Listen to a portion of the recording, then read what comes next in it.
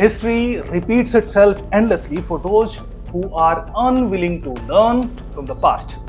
यानी जो देश अथवा समाज अपनी इतिहास की गलतियों से नहीं सीख लेता, वो ऐतिहासिक गलतियों को बार बार झेलने के लिए बाध्य होता है। 1 जनवरी को हमारे देश के इतिहास में भी एक ऐसी ही बड़ी गलती हुई थी, जिससे आज सीख लेना पूरी दुनिया में एक महाशक्ति के रूप में उभरते हुए भारत के लिए बेहद जरूरी है।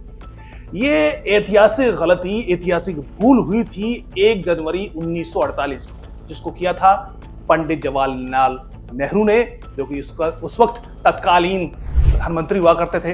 हुआ क्या था? हुआ ये था कि आपको पता होगा कि अक्टूबर 1947 में जब जम्मू कश्मीर भारत के साथ उसका अधिमिलन हुआ था 26 तारीख को, 26 अक्टूबर 1947 को, उससे पहले ही पाकिस्तान ने इसको भांपते हुए जम्मू कश्मीर पर हमला कर दिया था और जम्मू कश्मीर के एक बड़े हिस्से पर अपना अवैध कब्जा कर लिया था।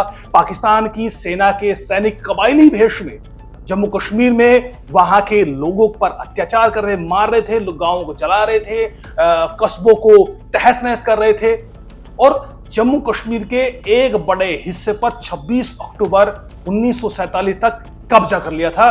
पाकिस्तान की सेना श्रीनगर तक पहुंचने वाली थी। इस बीच जम्मू कश्मीर के महाराजा हरि सिंह ने भारत के साथ अधिमिलन पत्र पर साइन किया और इसी के साथ जम्मू कश्मीर का अधिमिलन आधिकारिक तौर पर भारत के साथ हो गया। उसके बाद 27 अक्टूबर को भारत की सेना जम्मू कश्मीर पहुंची, श्रीनगर उतरी हवाई मार्ग से और उसके बाद धीरे धीरे भारत की सेना ने पाकिस्तान की सेना को पीछे धकेलना शुरू किया। यानी 27 अक्टूबर से लेकर आगे अगले कई महीनों तक धीरे धीरे करके भारत की सेना ने पाकिस्तान के जो देश में कबायली सेना थी उसको धीरे धीरे पीछे धकेलना शुरू किया। लेकिन और अगले कुछ महीनों में भारत की जो सेना थी वो पूरी तरह से जम्मू कश्मीर को पाकिस्तान के अवैध कब्जे से मुक्त कराने वाली थी। लेकिन अनएक्सपेक्टेडली सबको चौंकाते हुए हमारे देश के तत्कालीन शासक पंडित जवाहरलाल नेहरू ने एक फैसला लिया। वो 1 जनवरी 1948 को जम्मू कश्मीर में जो पाकिस्तान का आक्रमण था उस सिचुएशन को यूएनएससी में लेकर पहुंचे, यूनाइटेड नेशन सिक्योरिटी काउंसिल में, और वहां पर यूनाइटेड नेशन सिक्योरिटी काउंसिल के आर्टिकल 35 में उन्होंने इस सिचुएशन को मेंशन किया। यहां पर ध्यान देने वाली बात यह है कि भारत ने, पंडित जवाहरलाल नेहरू ने इस आर्टिकल 35A के तहत, यूएनएससी के आर्टिकल 35A के तहत इस सिचुएशन को दरअसल एक तरह से आगाह कराने की कोशिश की थी। ये कोई जो उन्होंने इस मसले को लेके थे, ये कोई टेरिटरी डिस्प्यूट के तौर पर नहीं, बल्कि उन्होंने आर्टिकल 35 के तहत उन्होंने मेंशन किया, जिसका जो आर्टिकल 35 था वो ये कहता था कि कोई भी सदस्य, यूएनएससी का कोई भी सदस्य, यूएन का कोई भी सदस्य किसी भी सिचुएशन को इस आर्टिकल के तहत यूएनएससी के समक्ष ला सकता है। उसी आर्टिकल का फायदा नेहरू ने उठाया, भारत की सरकार ने उठाया और उन्होंने कहा कि जो पाकिस्तान है उसने भारत की टेरिटरी यानी जम्मू कश्मीर पर अवैध कब्जा कर लिया है, वहां पर एक तरह से आक्रमण किया है। उसको अगर इस स्थिति को नहीं संभाला गया तो आने वाले दिनों में एशिया में युद्ध जैसे हालात हो सकते हैं, स्थिति बिगड़ सकती है। ये एक कोशिश नेहरू ने की, लेकिन पाकिस्तान को इसी जो कोशिश, जो एक तरफ से ईमानदार कोशिश दिखती थी, लेकिन इसी का फायदा पाकिस्तान ने उठाया। पाकिस्तान को एक ब्रीदिंग स्पेस मिला। पाकिस्तान जो अब तक आक्रामक था वो एक पार्टी बन गया। 15 जनवरी 1948 को इस मेंशन करने के बाद पाकिस्तान ने अपना जवाब दिया और उसने पहले तो तमाम जो आरोप थे उसको डिनाई किया कि उन्होंने कोई आक्रमण नहीं किया, ये तो कबायली कर रहे हैं, ये जो स्थानीय लोग एक तरह से विद्रोह कर रहे हैं। और उसके बाद यूएन के हाथ ये मुद्दा लगा और यूएन के नए नए ठेकेदार, यानी सेकेंड वर्ल्ड वॉर के बाद जो यूएन का गठन हुआ था उसमें अमेरिका हो, ब्रिटेन हो, वो नए नए जस्टिस के ठेकेदार बने थे। उन्हें एक मुद्दा हाथ मिला जम्मू कश्मीर के विषय में। जम्मू कश्मीर जो कि अगर आप इसकी उस वक्त उसकी सामरिक स्थिति ऐसी थी, आज भी सामरिक स्थिति ऐसी है कि जहां से अमेरिका और ब्रिटेन दोनों चाहते थे कि जम्मू कश्मीर को लेकर उनका एक स्टेक हो, क्योंकि वो यहां से रशिया और चाइना पर काबू पा सकते थे। लिहाजा उन्होंने पंडित नेहरू ने जो कोशिश की थी कि इससे यूएन को आगाह किया जाए कि स्थिति को संभाला जाए। ये कोई टेरिटरी डिस्प्यूट नहीं था, ये नहीं कहा गया था कि आप आइए हमारे मुद्दे को सुलझाइए। ये सिर्फ उनको आगाह किया जाना था, लेकिन यूएनएससी ने उसका फायदा उठाया। पाकिस्तान को भी मौका मिला और पाकिस्तान ने एक जवाब फाइल किया और जवाब में उन्होंने कहा कि उन्होंने जो 26 अक्टूबर 1947 को जो अधिमिलन हुआ था, जो एक्सेशन हुआ था, जिसको महाराजा हरि सिंह ने किया था, उसकी लीगैलिटी पर सवाल खड़े किए। उसके बाद जैसा कि होता है, जब दो पक्ष हैं और किसी को उसका फायदा उठाना है, तो उसने उसको एक कश्मीर क्वेश्चन को एक तरह से इंडिया पाकिस्तान क्वेश्चन में तब्दील कर दिया और यहां से एक ऐसा मुद्दा खड़ा हुआ जो कि आने वाले कई दशकों तक इसने भारत के लिए परेशानियां खड़ी की। न सिर्फ अंतर्राष्ट्रीय स्तर पर, बल्कि यही एक वजह थी जिसके बाद जब भारत का संविधान बना, भारत को जम्मू कश्मीर के संबंध में एक टेम्पररी आर्टिकल 370 उसमें देना पड़ा, क्योंकि उस वक्त जम्मू कश्मीर के हालात ऐसे बन चुके थे कि वहां पर पूरी तरह से भारत के संविधान को तत्कालीन रूप से लागू करना उस तरह से संभव नहीं था, क्योंकि युद्ध लगातार चल रहा था और यूएन में भी पंडित नेहरू ने वहां पर इस मुद्दे को मेंशन करके एक गलती कर दी थी। उसके बाद आर्टिकल 370 की जो आगमन भारत के संविधान में होता है, उसकी जड़ भी यही तारीख 1 जनवरी 1948 था। हालांकि जो पहला रेजोल्यूशन यूएनएससी में आया था इस मुद्दे को लेकर, वो 17 जनवरी 1948 को आया था, जिसमें उस रेजोल्यूशन का ये कहना था कि जो स्थिति है उसको सामान्य बनाया जाए और कोई भी मटेरियल चेंज ना हो, ये उसमें कहा गया। और उसके बाद जो अगला मीटिंग यूएनएससी की हुई, उसमें एक कमीशन बना दिया गया, UN commission for India and Pakistan, जिसके बाद उन्होंने कम से कम 3 दौरे जम्मू कश्मीर में किए। उन्होंने पाकिस्तान की तरफ से पाकिस्तान के भी किया और भारत के भी किए। उन्होंने अंततः एक रेजोल्यूशन लाया जो कि था 13 अगस्त 1948 का, जिसमें उन्होंने एक रेजोल्यूशन जाया जिसमें 2 पार्ट थे।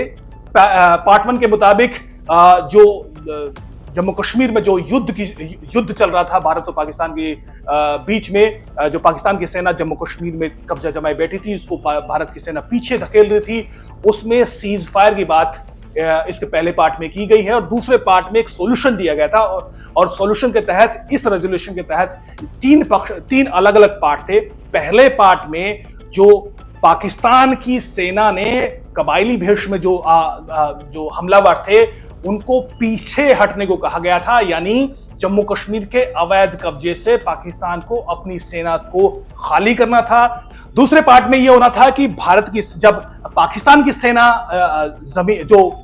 जम्मू कश्मीर के हिस्से को खाली कर देगी, अपना अवैध कब्जा छोड़ देगी, वहां पर भारत की सेना एक लिमिटेड वर्जन में वहां पर तैनात की जाएगी। और उसके बाद तीसरा पार्ट यह होगा कि प्लेबिसिट कराया जाएगा। ये जो रेजोल्यूशन था, इस पर पाकिस्तान ने इसको मानने से इनकार कर दिया और पाकिस्तान ने जो जमीन उसको खाली करनी थी अवैध कब्जे से जम्मू कश्मीर से, उन्होंने इसको कभी खाली नहीं किया। हालांकि भारत ने, जब पाकिस्तान ने ही पहली शर्त को खारिज नहीं किया, तो भारत के पास इसको मानने की कोई वजह थी ही नहीं। लेकिन इसके बावजूद भी जो प्लेबिसिट वाला हिस्सा था उसको भारत ने अपनी तरह से इसको लागू किया। जब 1951 के बाद कॉन्स्टिट्यूएंट असेंबली जम्मू कश्मीर में बनी, उन्होंने एक रेजोल्यूशन पास किया और उन्होंने अधिमिलन को सही माना, भारत के पक्ष में माना। उसके बाद यही कॉन्स्टिट्यूएंट असेंबली थी, इसने जम्मू कश्मीर का एक संविधान भी बनाया और उस संविधान में भी इस संविधान का जो पहला आर्टिकल था उसने यही माना कि जम्मू कश्मीर भारत का अभिन्न अंग है, इसकी वापसी अब संभव नहीं होगी। और जो कॉन्स्टिट्यूएंट असेंबली बनने के बाद जो असेंबली बनी, उसने भी ये रेजोल्यूशन लाया कि जो 26 अक्टूबर 1947 को जम्मू कश्मीर के महाराजा हरि सिंह ने जो अधिमिलन पत्र पर साइन किए थे वही अंतिम थे, लीगल थे, उस पर एक तरह से मुहर लगाई। यानी पहले कॉन्स्टिट्यूएंट असेंबली ने, जो कि प्रतिनिधित्व करती थी जम्मू कश्मीर के लोगों का, और फिर उसके बाद जो कॉन्स्टिट्यूएंसी बनी उसने भी उसको इसी जो अधिमिलन पर इसी को रेजोल्यूशन लाकर इसको रेटिफाई किया। यानी अलग अलग मीन्स से भारत ने प्लेबिसिट वाले हिस्से को कहीं ना कहीं इस बात को माना है और इस बात पर अंतिम मुहर भी लगा दी है। और अगर आप पिछले 75 सालों में देखेंगे तो आप बार बार जम्मू कश्मीर के विषय में पाकिस्तान एक ही टेम्पलेट, एक ही रटंत मुद्दा बार बार रखता रहता है, वो यूएन रेजोल्यूशन का। लेकिन यूएन रेजोल्यूशन मैंने जो बताया कि जो अगस्त 1947 का रेजोल्यूशन था, 13 अगस्त का, उसकी पहली ही शर्त पाकिस्तान ने नहीं मानी थी और आज भी वो इसी तरह की शर्त को मानता है। लेकिन अगर हम यूएन की रेजोल्यूशन की बात करें तो जैसे मैंने कहा कि जो पहली बार जो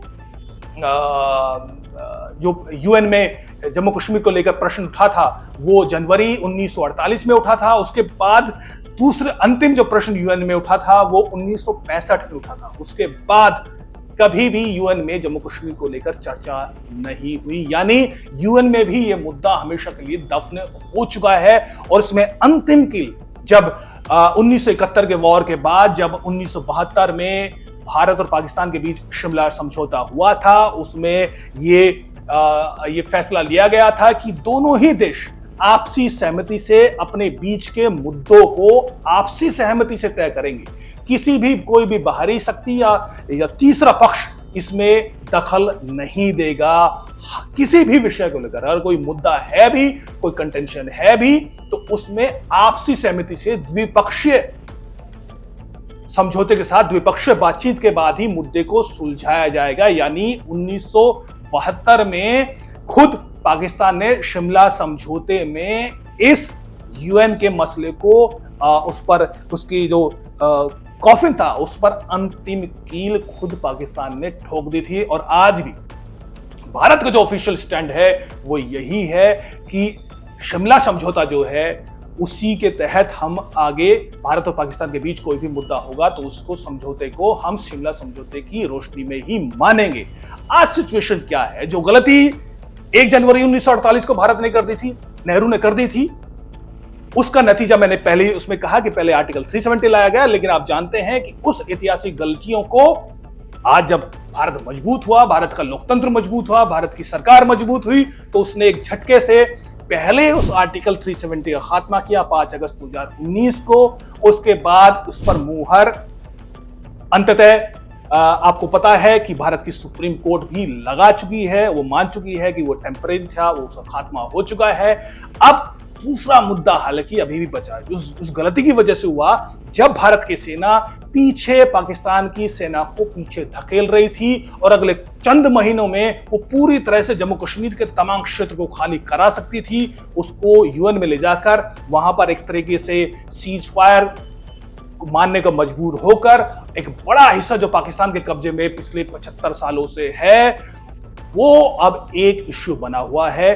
पहली बार पिछले नेहरू के जमाने में तो इस तरह से कोई गंभीर चर्चा इस पर नहीं हुई, कोशिश नहीं हुई कि उस पीओजेके की वापसी के लिए कोई प्रयास किया जाए। उसके बाद अगर कोई पूरे देखे तो गंभीर प्रयास 22 फरवरी 1994 को नरसिम्हा राव की सरकार में हुआ था, जहां पर भारत की संसद ने सर्वसम्मति से एक रेजोल्यूशन पास किया था जिसमें कहा गया था कि जो पीओजेके है वो भारत जम्मू कश्मीर का भारत का अभिन्न अंग है, उस पर पाकिस्तान ने अवैध कब्जा कर रखा है। पाकिस्तान को इस अवैध कब्जे को खाली करना होगा और भारत की भूमि को मुक्त करना होगा। ये रेजोल्यूशन भारत की संसद ने सर्वसम्मति से पास किया था।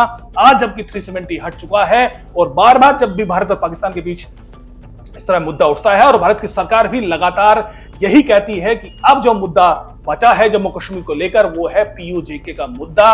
पाकिस्तान ने भारत के एक बड़े हिस्से पर अवैध कब्जा कर रखा है, जो उसमें गिलगित बल्तिस्तान का इलाका भी है, उसमें मीरपुर मुजफ्फराबाद का इलाका भी है। उस जमीन को पाकिस्तान को खाली करना होगा। सिर्फ एक मुद्दा अगर कोई बचा है, जो भूल हमने की थी उसके एक बड़े हिस्से को सुधार लिया गया है, लेकिन एक हिस्सा अभी भी बाकी है, वो है पीओजेके की मुक्ति। वो कब संभव होगी, इसके लिए एक राष्ट्र के तौर पर हमें सभी को इसका प्रयास करने चाहिए, हर एक स्तर पर, चाहे वो अंतर्राष्ट्रीय स्तर हो, चाहे वो कूटनीति का स्तर हो, और चाहे वो सैन्य तौर पर प्रयास करना हो। इस प्रयास के लिए भारत के साथ एक राष्ट्र के तौर पर हमें मजबूती से खड़ा होना होगा। सवाल यही है कि गलती हुई थी, लेकिन अब उसे सुधारना है, और साथ साथ ये भी याद करना है कि ऐसी गलतियां भारत कभी दोबारा ना दोहराए। इसका भी प्रयास हमें एक राष्ट्र के तौर पर, मजबूत राष्ट्र के तौर पर और एक उभरती हुई महाशक्ति के तौर पर जरूर करना है। जय हिंद, नमस्कार।